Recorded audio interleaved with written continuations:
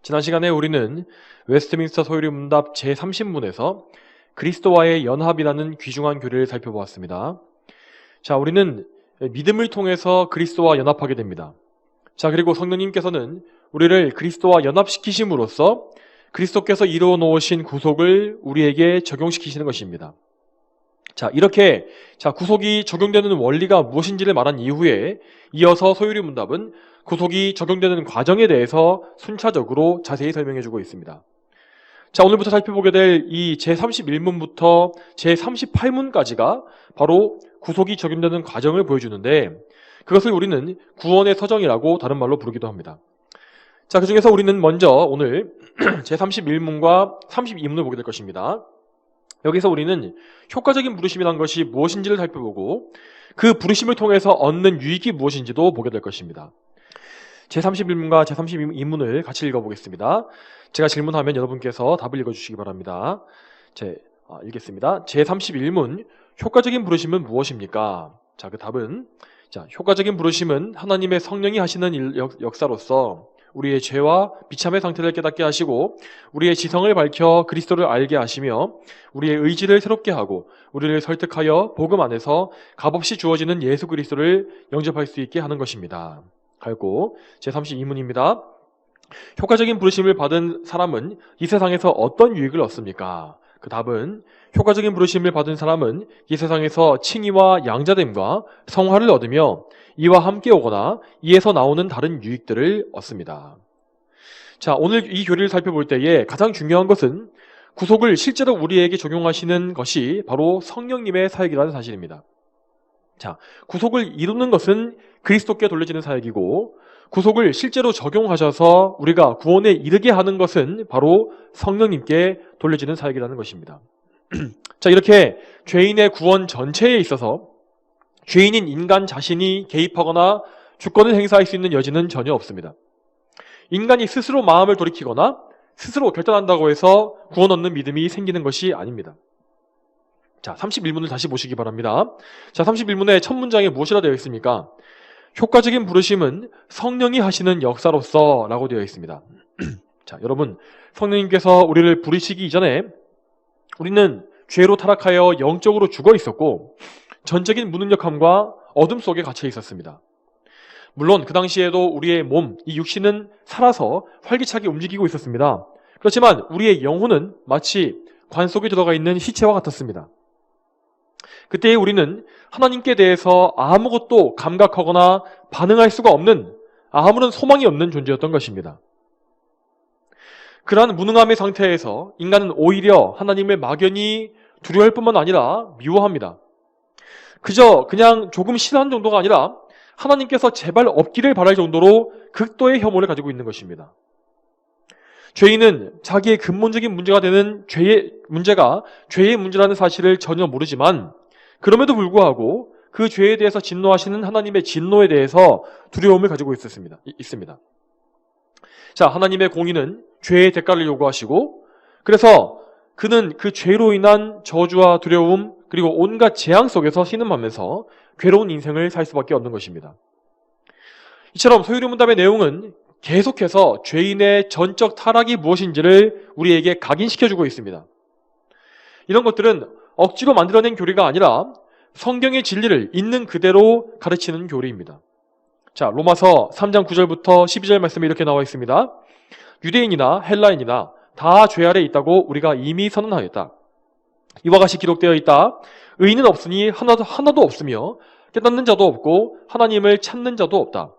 모두가 탈선하여 한 가지로 무익하게 되고 선을 향하는 자가 없으니 하나도 없다.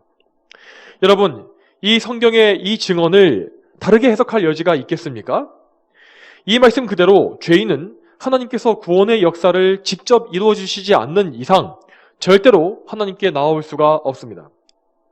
그러므로 우리를 구원하시기 위한 모든 과정은 처음부터 끝까지 모두 다 성령께서 해주시는 일입니다. 그런 과정 속에서 죄인은 수동적으로 구속의 은혜를 선물로 받는 것이며 은혜를 입어서 거듭난 이후에 새 생명을 얻은 이후에야 하나님과 인격적으로 동행하는 생명의 삶을 사는 것이 가능해집니다. 자, 다시금 이 효과적인 부르심의 교리로 들어가겠습니다. 자, 우리가 방금 살펴보았던 인간의 전적 타락 교리는 이 효과적인 부르심의 교리를 이해하는 전제가 되어줍니다. 자, 여러분, 왜 복음을 듣는 수많은 사람들이 다 복음을 들었다고 해서 예수님을 믿게 되지 않는 것일까요? 자, 왜 어떤 사람은 복음을 듣고도 아무런 반응이 일어나지 않는데 또 어떤 사람은 복음을 듣고 반응해서 믿음을 가질 수 있게 되는 것입니까? 자, 왜냐하면 인간은 전적으로 타락한 존재이기 때문에 복음을 듣더라도 스스로 반응하지 못하기 때문이라고 하였습니다. 오직 하나님께서 택하신 사람만이 성령님의 효과적인 부르심을 받는 것이며 그 효과적인 부르심은 반드시 그들을 구원에 이르게 합니다. 자, 이 부르심이라는 것을 좀 더 세부적으로 나누어 보면, 자, 부르심에는 외적인 부르심과 내적인 부르심이 있습니다. 자, 외적 부르심은 이 말씀 사역을 통해서 복음이 선포됨으로써 모든 사람들에게 무차별적으로 주어지는 부르심입니다. 그렇지만 수많은 사람들은 자기 타락한 본성을 따라서 이 외적인 부르심이 왔을 때에 그것을 무시해버립니다. 고린도전서 1장 23절 말씀에 우리는 십자가에 못 박히신 그리스도를 전하니 유대인에게는 걸려 넘어지게 하는 것이 되고 이방인에게는 어리석은 것이 된다 라고 하신 말씀처럼 사람들은 십자가에 못 박히신 예수 그리스도에 대해서 들을 때에 그 소식을 미워하거나 혹은 멸시하는 등 잘못된 반응을 보이게 되어 있습니다. 그렇지만 성령께서는 하나님께서 택정하신 사람들에게 외적인 부르심을 통해서 정말 강력하게 역사하십니다. 그런 은혜를 입은 사람들에게는 이 외적인 부르심이 튕겨져 나가버리는 것이 아니라 마음속으로 깊이 들어오게 되는 것입니다. 성령께서는 이 말씀 사역을 통해서 그들의 마음에 직접 말씀해 주십니다. 귀에만 들려지게 하는 것이 아니라 그 마음속에 말씀이 들려지게 하시는 것입니다. 이것이 바로 내적인 부르심입니다. 이렇게 내적 부르심을 받은 사람들은 절대 그 부르심을 피하거나 거절하지 못하며 그 부르심에 따라서 예수 그리스도께 나오게 되는 것입니다. 자, 여러분, 그러므로 이 효과적인 부르심이라는 것은 외적인 부르심과 내적인 부르심을 모두 다 포함하는 개념입니다. 자, 말씀 사역을 통한 복음 선포와 또한 그들의 마음에 말씀을 새겨 넣어주시는 성령의 사역이 동시에 일어날 때 사람은 비로소 참된 부르심을 받게 되는 것입니다. 자, 소리문답 31문을 이어서 보게 되면, 자, 성령님의 효과적인 부르심이 죄인을 어떻게 변화시켜 가시는지를 볼 수 있습니다. 자, 먼저 부르심의 역사는 우리의 죄와 비참의 상태를 깨닫게 한다고 하였습니다. 자, 죄인은 이제 자신이 하나님께 죄를 지었다는 사실을 깨닫게 됩니다. 그리고 그 큰 죄를 해결받지 못하면 그는 심판을 받아 영원한 멸망에 떨어질 것이라는 사실도 직시하게 되는 것입니다. 또한 죄로 인해서 자신의 상태가 얼마나 비참하고 무능력해졌는지도 알게 됩니다. 이전까지 그는 자신이 나름대로 착하고 성실하게 살고 있다고 생각했습니다. 하지만 이제는 자신이 하나님께서 보시기에 선한 일을 단 한 개도 행할 수 없는 무능한 자임을 알게 됩니다. 물론 이 과정에서 죄인들은 두려움과 비참함 속에서 괴로워하게 되지만 성령께서는 이렇게 괴로움 속에서 죄인을 낮추심으로 오히려 그가 겸손히 그리스도께 나오게 하시는 것입니다. 자, 다음으로 성령께서는 우리의 지성을 밝혀 그리스도를 알게 하신다고 하였습니다. 자, 자신의 죄와 비참함을 깨닫고 겸손해진 죄인은 이제 자신을 구원해 줄 누군가를 찾게 됩니다. 그는 이제 자기 안에 아무 소망이 없다는 사실을 깨닫게 되었으므로 하나님께서 자신을 용서하시고 구원해 주셔야만 한다고 부르짖게 됩니다.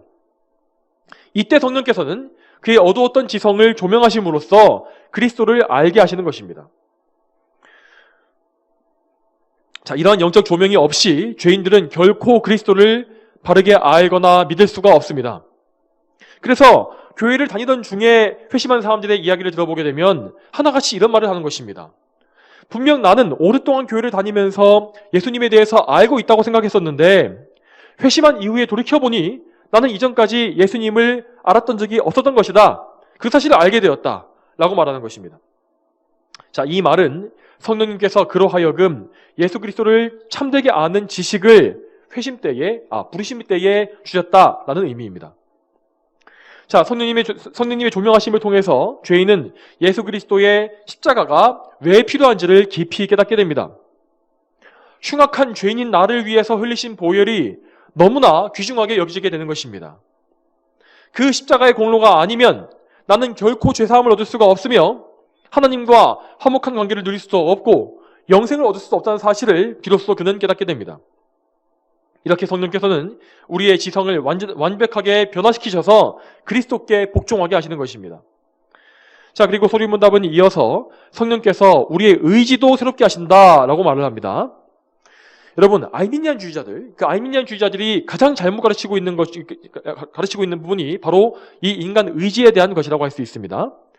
자, 그들은 인간이 자신의 의지로 그리스도를 택할 수 있다고 생각합니다. 그렇지만 다시 말씀드리지만 죄인은 전 인격적으로 타락한 것이기 때문에 그의 지성과 감정뿐 아니라 의지도 역시 무능하고 타락해 있는 것입니다. 성령께서는 그러므로 우리의 의지를 새롭게 하셔서 우리가 우리의 의지로서 그리스도께 나아가게 하십니다. 이제 우리는 우리의 불의함을 깨닫고 우리의 의가 되시는 예수 그리스도께 나아갈 새로운 의지, 참으로 새롭게 거듭난 의지를 가지게 되었습니다. 이전까지 우리는 계속해서 예수 그리스도의 원수로만 행했지만 이제는 그리스도를 사랑하는 선한 열망과 의지를 품게 된 것입니다. 자, 그리고 이렇게 주어진 새로운 의지는 우리가 그리스도를 자발적으로 받아들이는 수단이 됩니다. 이것이 소유문답에 이어지는 이 마지막 내용입니다. 자, 31번 마지막 문장이 이렇게 나와 있습니다. 우리를 설득하여 복음 안에서 값없이 주어지는 예수 그리스도를 영접할 수 있게 하는 것입니다. 자, 구원이 성령님의 주권적인 사역이라는 이 말은 결코 성령께서 우리를 강제로 끌어오셔서 굴복시키시라는 뜻이 아닙니다. 성령께서는 우리의 구원을 주도해 가시지만 동시에 정말 겸손하고 온유하게 우리를 설득하십니다. 자, 그분은 하나님이 아닌 다른 곳에 흩어져 버려 있는 우리의 마음을 한데 모아주시고 우리의 지성과 감정과 의지를 모두 다 새롭게 하셔서 우리가 기쁨으로 즐거움으로 그리스도를 기꺼이 영접하게 만드십니다. 그렇기 때문에 우리는 부르심을 받는 과정에서 뭔가 원치 않는데 억지로 끌려간다는 느낌을 받지 않는 것입니다. 성령께서는 우리를 마치 수용소의 죄인 다루듯이 하시는 것이 아니라 인격적으로 참으로 친절하고 온유하게 인도해 가십니다. 우리는 그런 대접을 받을 만한 자격이 없음에도 불구하고 성령께서는 그렇게 겸손하고 자비로운 방법으로 우리를 구원해 주시는 것입니다. 우리는 그러므로 그 온유한 부르심과 설득하심에 결코 저항할 수가 없습니다. 개혁신학에서는 이것을 가리켜서 불가항력적인 은혜라고 부릅니다. 그리스도의 놀라운 사랑과 그분이 이루신 완전한 대속을 깨닫게 된 우리는 이제 기쁨과 환희로 그분께 기꺼이 나아가게 됩니다. 우리는 그리스도의 발 앞에 엎드리며 그분을 나의 구원자로, 나의 주님으로 기쁘게 영접하게 되는 것입니다. 성도 여러분, 이처럼 성령님의 부르심은 우리를 전 인격적으로 변화시키셔서 그리스도께 나아오게 하시는 것입니다. 성령께서는 우리에게 들을 귀를 주심으로써 목자이신 예수 그리스도의 음성을 듣게 하시며 또한 예수께 나아감으로써 영원한 안식과 평화를 얻게끔 해주십니다. 자, 여러분 이제 이어서 32문을 보겠습니다. 자, 소유리문답 32문은 성령님의 효과적인 부르심을 받은 사람이 이 세상에서 어떤 유익을 얻는가를 말해줍니다. 여기에서 우리가 우선적으로 가져야 할 전제가 있습니다. 그것은 효과적인 부르심이 반드시 우리를 최종적인 구원까지 이끌어 간다는 것입니다. 자, 효과적인 부르심은 하나님께서 구원하시기로 작정하신 사람들에게만 주어지는 특별한 부르심이라고 했습니다. 따라서 성령께서는 부르신 자를 결코 중도에 포기하지 않으시며 끝까지 인내해 주셔서 영생까지 인도해 내시는 것입니다. 그래서 오늘 이 말씀의 본문인 로마서 8장 30절도 이렇게 말씀하는 것입니다. 미리 정하신 그들을 또한 부르시고 부르신 그들을 또한 의롭다 하시고 의롭다 하신 그들을 또한 영화롭게 하셨다. 이 말씀과 같이 성령님의 구원 사역은 중간에 끊어지는 법이 없습니다. 부르심 받은 자가 의롭다 받지 못하는 경우가 없고 또한 칭의를 받은 자가 영화롭게 되지 못하는 경우도 절대로 없습니다. 이 말씀을 근거로 작성된 소유문답 32문 역시 효과적인 부르심의 열매들을 이렇게 쭉 이어서 말해줍니다. 자, 이렇게 되어 있죠. 효과적인 부르심을 받은 사람은 이 세상에서 칭의와 양자됨과 성화를 얻으며 이와 함께 오거나 이에서 나오는 다른 유익들을 얻습니다. 자, 여기에서는 앞으로 33문부터 36문까지 나오는 구원의 서정에 대한 간략한 개관이 나와 있습니다. 자, 여러분, 효과적인 부르심을 받은 사람은 그가 누구이든지 간에 이 세상에서 가장 행복하고 복된 사람입니다. 왜냐하면 그는 반드시 하나님께로부터 칭의, 즉 의롭다고 하는 선포를 얻게 될 것이고, 또한 하나님의 자녀가 되는 놀라운 권세, 양자의 권세를 얻게 되기 때문입니다. 또한 그들은 그리스도를 닮아가는 성화의 특권도 얻게 되기 때문에 그들은 참으로 이 세상에서 가장 복되고 행복한 사람들이라고 할 수가 있는 것입니다.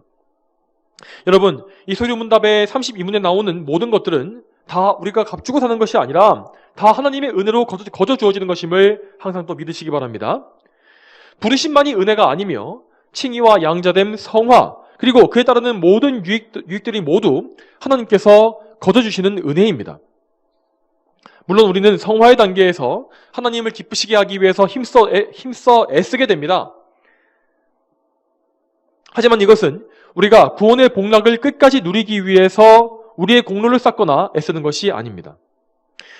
여러분, 우리는 최초로 부르심 받을 때에 그 구원의 시작에서부터 이미 구원의 완성까지를 다 받은 것입니다. 성도들은 그렇게 확고하고 무너지지 않는 은혜의 반석 위에서 감사함과 사랑으로 하나님을 섬기면서 그분을 즐거워하는 인생을 살 수가 있습니다. 자, 여러분, 이러한 은혜의 교리, 거저 주시는 은혜의 선물의 교리가 왜 중요합니까? 왜냐하면 인간은 본성적으로 하나님의 은혜에만 의지하는 것을 정말 죽도록 싫어하기 때문입니다. 그렇기 때문에 죄인의 타락한 본성에 따라서 만들어진 거짓 교리들은 구원의 전 단계에 걸쳐서 어떻게든 인간의 공로를 꾸역꾸역 끼워 넣기 위해서 억지를 부리는 것을 볼 수 있습니다. 대표적으로 로마 카톨릭을 보게 되면 그들은 구원을 받는 것에 반드시 인간의 공로가 필요하다고 가르치지 않습니까? 하나님께서 인간에게 의를 주입해 주신 것이 그들의 칭의이고, 그렇게 그들 측의 칭의를 받게 되면 이제 사람은 정말로 그 자신이 의인이 되어서 자기가 공로를 쌓을 수 있게 된다는 것이 천주교의 가르침입니다. 그래서 그들은 죄를 지었을 때에도 그리스도께 달려가서 전적인 은혜만을 구하고 회개하는 것이 아니라 사제에게 달려가서 고해성사를 받으며 사제의 명령에 따라서 죄의 보상이 될 만한 행위를 덧붙이곤 합니다. 자, 이 죄에 대한 보상, 이것을 보속이라 부르는데, 예를 들면 기도나 금식, 봉사나 헌금 등 이런 것들을 의무적으로 행함으로써 보상한다, 이런 개념입니다. 자, 물론 우리가 우리의 죄 때문에 다른 사람, 인간에게 손해를 끼쳤을 경우에는 그 사람에게 합당한 보상을 해주는 것이 맞습니다. 그렇지만 하나님께서는 우리가 그분께 죄를 지었을지라도 결코 우리에게 그러한 보상을 요구하시지 않습니다. 성도는 비록 여전히 연약한 죄인이지만 그의 일생에 짓게 되는 모든 죄값, 과거와 현재와 미래의 그 모든 죄값을 그리스도 예수님께서 이미 다 지불하셨기 때문입니다. 그 죄값은 하나님께 지불된 것입니다. 그렇게 하나님께서는 우리의 죄의 보상을, 죄값을 이미 예수님께로부터 받으셨기 때문에 더 이상 우리에게는 죄의 값을 요구하시지 않습니다. 하지만 하나님께서 우리에게 요구하시는 것은 우리가 참되게 회개하고 그리스도의 대속하심, 그리스도의 의에 다시금 의지하는 그것입니다. 우리의 공로에 의지하는 것이 아니라 하나님께서 보내신 메시아, 구원자 그리스도의 의를 의지함으로써 하나님의 은혜에 매달리기를 원하시는 것입니다. 그리고 하나님은 우리가 참된 회개의 열매를 맺기를 원하십니다. 그 열매라는 것은 하나님께 바치는 보상의 개념이 아니라 우리가 하나님을 사랑하는 마음 때문에 더욱더 죄를 슬퍼하고 죄를 멀리하게 되고 더욱더 거룩하신 하나님을 열망하게 되는 이것을 의미하는 것입니다. 자, 이와는 정반대로 만일 우리가 하나님께 회개하기 위해서 어떤 금욕이나 어떤 봉사나 헌금 등을 강제로 요구받게 된다면 우리의 속죄, 죄사함이라는 것은 더 이상 은혜가 아니라 우리의 공로가 되고 말 것입니다. 성도 여러분, 그러므로 우리는 우리의 전생에 걸쳐서 오직 삼위일체 하나님의 은혜에만 전적으로 의지해야 하는 것입니다. 우리는 이제 그리스도께서 값주고 사신 자들이 되었으므로 이제 내가 사는 것은 내가 사는 것이 아니라 내 안에 계신 그리스도께서 사시는 것임을 항상 기억하시기 바랍니다. 은혜가 아니면 결코 우리는 설 수가 없고 또한 아무것도 할 수가 없습니다. 오직 은혜에 의지할 때에만 우리는 하나님을 기쁘시게 할 수 있으며 하나님의 자녀다운 거룩한 삶, 참으로 의미 있는 그 삶을 살 수가 있는 것입니다. 자, 이제 오늘 말씀을 좀 더 구체적으로 적용해 보겠습니다. 자, 먼저 이 두 개의 교리문답 중에서 31문에 해당하는 내용을 먼저 적용해 보겠습니다. 자, 31문의 핵심 주제는 바로 효과적인 부르심입니다. 자, 여러분, 그러면 성령께서는 무엇을 통해서 우리를 부르시는 것입니까? 성령님은 하나님의 말씀을 통해서 우리를 불러주시는 것입니다. 즉, 하나님의 거룩한 말씀인 이 성경과 또한 그 성경 말씀을 있는 그대로 선포하는 설교 사역, 이것이 바로 부르심의 수단입니다. 자, 그런데 현대 기독교에서는 자꾸만 이 원래의 성경적인 부르심의 수단을 버리고 말씀이 아닌 다른 것에서부터 부르심의 수단을 찾고 있습니다. 이를테면 찬양을 통해서 감동을 받거나 아니면 뭔가 말씀이 아닌 다른 것에서 통찰력을 얻거나 깨달음을 얻는 등 이제까지 참된 기독교에서 전혀 가르치지 않았던 다른 부르심을 점점 인정하고 있는 것입니다. 그렇지만 전통적이고 성경적인 기독교는 언제나 말씀의 종교로만 여겨져 왔습니다. 기독교 이외에 이 세상의 다른 어떤 종교도 불변하는 하나님의 말씀으로 세워진 사례는 없었습니다. 그렇지만 오직 기독교에는 하나님의 말씀을 기초로 세워진 유일하고 참된 종교였습니다. 그렇지만 오늘날의 기독교는 말씀의 중요성이 점점 더 퇴화되어가는 반면에 이 예배에서 음악의 중요성이 자꾸만 더 확대되고 있지 않습니까?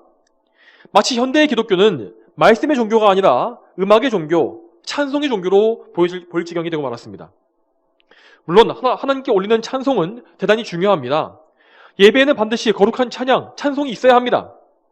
그렇지만 그 어떤 경우에도 예배에서 가장 중요하고 가장 큰 비중을 차지해야 하는 것은 엄연히 말씀의 선포입니다.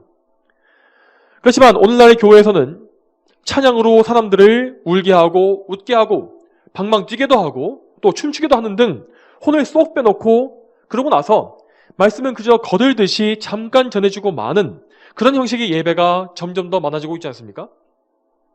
자연스럽게 신자들은 찬양을 부르면서 울고 감동받는 것으로 자신이 은혜를 받았다고 생각하고 또한 자신이 하나님 만났다고 생각하며 자신이 부르심을 받았고 그리스도인이 되었다고 착각하는 것을 볼 수가 있습니다.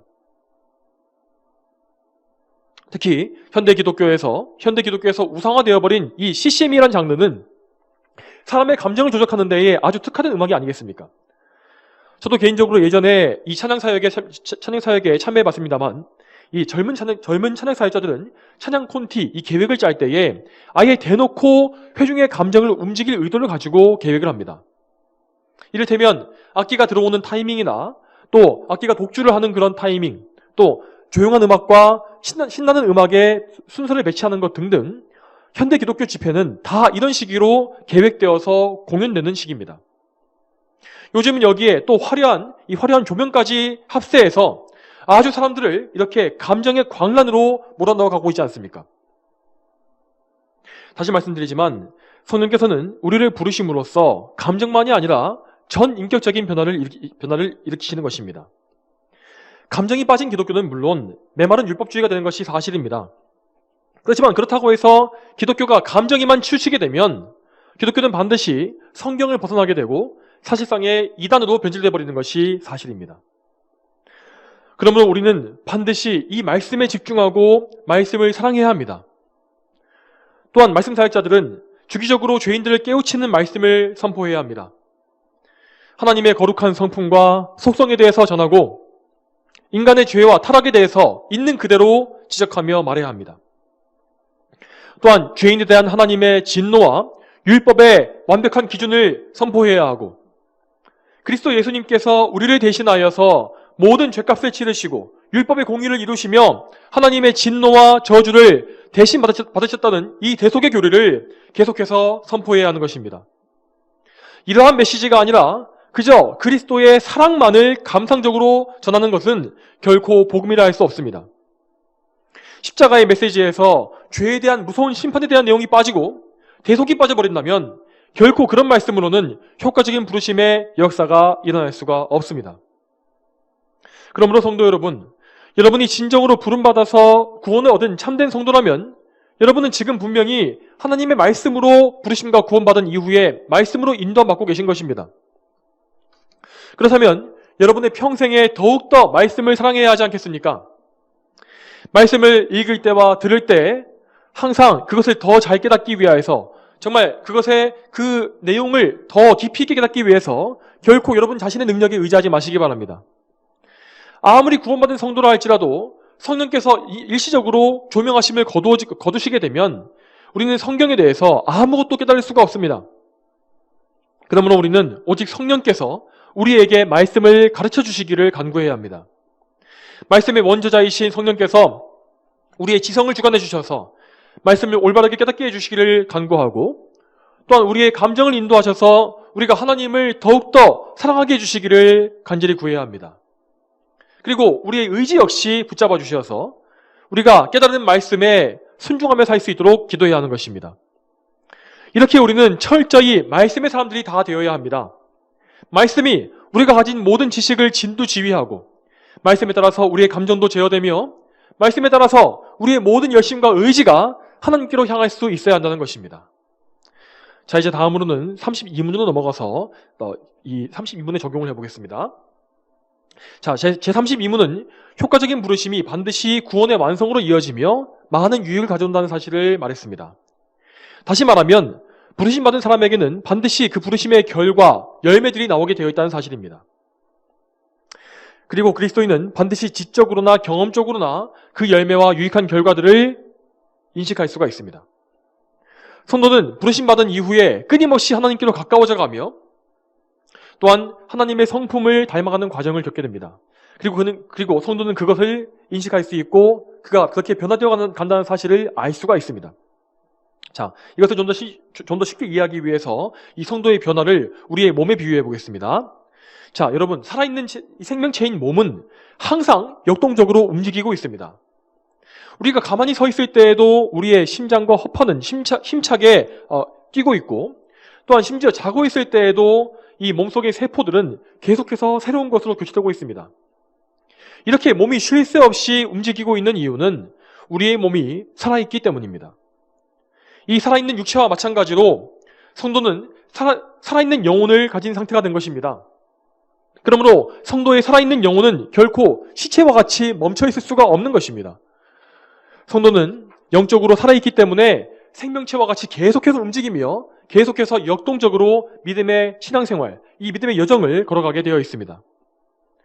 성령께서는 그리스도와의 연합을 통해서 성도가 끊임없이 영적인 양분을 공급받게 하십니다.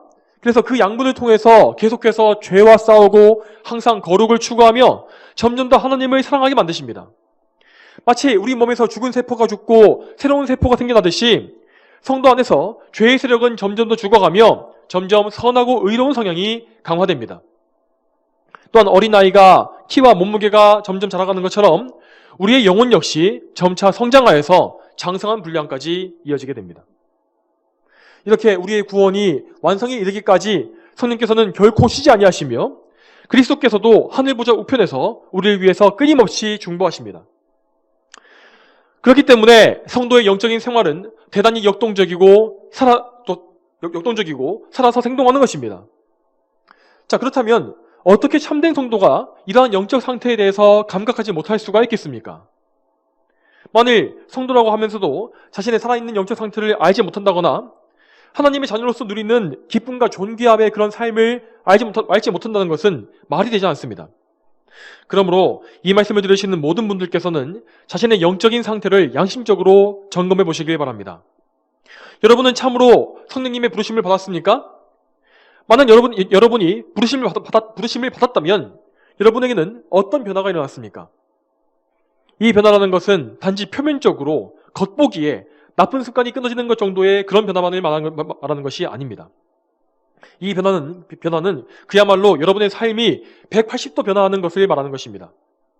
삶의 목적과 방향 자체가 변하는 것입니다. 여러분의 삶의 목적 자체가 하나님의 영광을 위한 것으로 변화되고 오직 하나님을 기쁘시게 하는 것이 인생 최대의 기쁨이 되는 것, 그러한 변화가 여러분에게 일어났습니까? 이전에 좋았던 것이 이제는 값없이 되었고 오직 하나님께서만 보배롭고 사랑스럽게 느껴지는 그러한 변화가 여러분께 찾아왔습니까? 또한 그런 이후에 여러분은 지금 거룩함을 위해서 싸우고 계십니까? 죄에 넘어지더라도 끊임없이 회개하며 그리스도를 끝까지 붙잡고 의지하는 영적 싸움이 여러분의 삶에서 시작되었습니까? 이 세상의 모든 죄를 또한 미워하고 그 많은 죄인들이 하나님께로 돌아오기를 바라는 그런 거룩한 마음 역시 여러분 안에 생겨났습니까? 마지막으로 여러분은 이 세상에 소망을 두지 않고 저 천국의 영광을 사모하고 계십니까? 그리스도 예수님의 영광을 함께 누리면서 영원히 그분과 함께하고 싶은 그런 소망이 여러분께 있습니까? 만일 여러분이 부르심 받았다고 그렇게 자부하고 예수님을 믿는다고 생각하면서도 제가 말씀드린 이러한 부르심의 열매, 결과가 없는 삶을 살고 있다면 여러분은 아직까지 성령님의 효과적인 부르심을 받은 것이 아닙니다. 그런 분들께서는 지금이라도 죄에서 돌이키시고 다시금 말씀으로 돌아와 말씀을 붙잡으시기 바랍니다. 여러분 자신의 육적인 욕망 위해서 말씀을 찾는 것을 그만두시기 바랍니다. 또한 지적인 쾌락을 위해서 성경을 공부하는 것도 그만두십시오. 여러분에게는 이 말씀을 통해서 그리스도께서 주시는 생명이 필요합니다. 그리스도의 공로를 적용하시는 성령님의 은혜가 필요하다는 것입니다. 이 사실을 믿으시고 겸손한 마음으로 성령 하나님께 여러분을 다 의탁하시길 바랍니다. 만약 그렇게 할지라도 그분께서 침묵하신다면 그분께서 여러분을 불러주실 때까지 계속해서 부르주십시오. 부르심의 은혜를 입고 예수 그리스도를 주로 영접하여 안식을 누리기까지는 결코 쉬지 마시길 바랍니다. 하나님께서는 그렇게 그분을 부르짖어서 찾는 자를 기뻐하십니다. 여러분이 하나님의 긍휼하심을 사모함으로써 그분의 은혜를 덧입게 되시기를 소망합니다. 이제 말씀을 맺겠습니다. 사랑하는 성도 여러분, 우리는 구속을 적용하시는 성령님의 크신 은혜를 다 덧입은 사람들입니다. 늘 이 사실을 기억하시면서 하나님께 감사하시며 사시길 바랍니다. 오늘 말씀을 들은 우리 모두가 더욱더 하나님을 사랑하고 그분을 기쁘시게 하는 거룩한 열매들을 많이 맺게 되기를 소망합니다. 다 함께 기도하겠습니다. 거룩하신 아버지 하나님, 오늘도 성령님의 그 효과적인 부르심에 대해서 저희가 교리와 말씀을 또 듣게 하심에 감사드립니다. 하나님 아버지, 저희가 이렇게 하나님의 거룩한 말씀, 이 말씀에 들어있는 교리들을 점점 더 알아갈 때에 저희가 하나님께 더욱더 감사하게 되며 참으로 하나님을 더 깊이 알고 더 하나님을 더 많이 기쁘시게 할 수 있는 그런 거룩한 열매들을 많이 맺도록 도와주시옵소서. 저희가 끊임없이 죄와 싸우며 또 성화의 길을 걸어가며 성령님의 도우심과 인도하심 받는 그러한 정말 거룩한 성도의 삶을 다 살 수 있게 되기를 소망합니다. 감사드리며 예수님의 이름으로 기도 올립니다. 아멘.